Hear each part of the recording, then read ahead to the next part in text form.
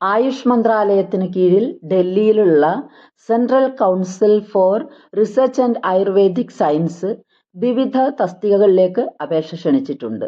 Group A, B, C തസ്തികകളിലായി 389 ഒഴിവുകളുണ്ട്.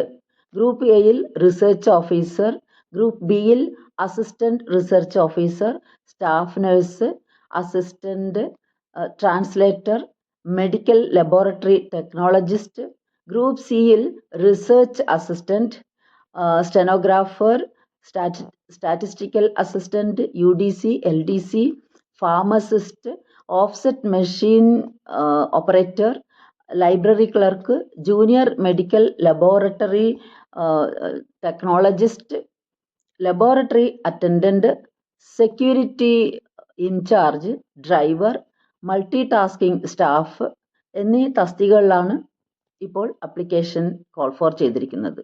Written എക്സാമിനേഷൻ്റെയും ഇൻ്റർവ്യൂവിൻ്റെയും അടിസ്ഥാനത്തിലായിരിക്കും selection നടക്കുക. അപ്ലിക്കേഷൻസ് ഓൺലൈനായിട്ട് ഓഗസ്റ്റ് 31 വരെ സ്വീകരിക്കുന്നതാണ്. വിശദ വിവരങ്ങൾക്ക് www.ccras.nic.in എന്ന വെബ്സൈറ്റ് സന്ദർശിക്കാവുന്നതാണ്. Thank you all for listening.